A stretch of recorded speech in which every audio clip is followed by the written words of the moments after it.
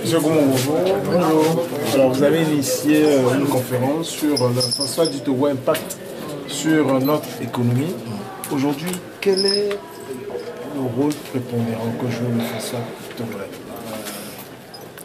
Disons qu'après l'analyse de toutes les données que nous avons collectées, nous nous sommes rendus compte malheureusement que l'exploitation de notre phosphate n'a aucun impact sur notre économie. Nous avons analysé deux paramètres essentiels, c'est-à-dire l'impact sur le taux de croissance économique et l'impact sur la totalité des exportations du pays sur une période suffisamment significative. Nous sommes passés de 21 ans jusqu'à 28 ans où nous avons voulu rechercher un lien entre l'évolution de l'exportation des phosphates et l'évolution du taux de croissance économique et du total des exportations. Nous nous sommes rendus compte avec les paramètres économétriques que nous avons évalués que, eh bien, depuis 54 ans, l'exploitation du phosphate ne profite pas aux Togolais. L'exploitation du phosphate n'a aucun impact significatif sur l'économie de notre pays. Et justement, maintenant, à qui profite l'exploitation du phosphate togolais?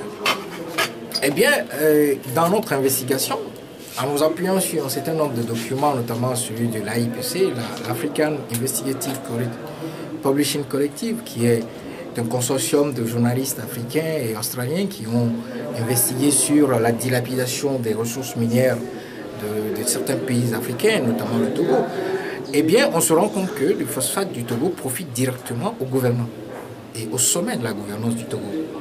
C'est eux qui prennent la décision. En l'occurrence, son excellent président de la République, une famille composée de M. Raphaël Ederi et de son fils, qui est une famille israélienne, qui ont des pôles de décision essentiels dans la gestion de notre phosphate.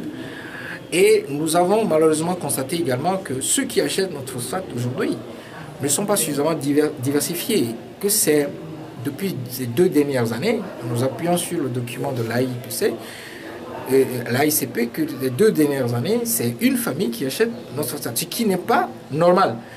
En principe, le Togo devrait diversifier davantage les acheteurs de notre phosphate, de manière à ce qu'il y ait un alignement du prix proposé sur le cours mondial. Ce qui n'est pas le cas. Nous avons également évalué la perte que le non-alignement du prix de cession de notre phosphate sur le cours mondial engendre, et nous avons environ 215 milliards de pertes pour le Togo. Entre 2005 et 2010, c'est au bas mot 204 milliards que le Togo a perdu juste parce que nous ne sommes pas en mesure de proposer un prix qui s'aligne quasiment sur le cours mondial. À cet allure, pensez-vous que l'avenir est certain dans le domaine de l'exploitation du phosphate togolais? Je crois que depuis 2 ans, nous avons avec l'économie toujours proposé qu'il y ait une modification ou un changement de business model dans le secteur minier. Et après l'application de ce document, les analyses dans ce document, nous nous rendons compte qu'il faut nécessairement changer de business model dans le secteur minier. Mais la question qu'il faut se poser, c'est est-ce qu'avec les gouvernants actuels, nous allons pouvoir y arriver? Je n'en suis pas persuadé, mais on verra bien.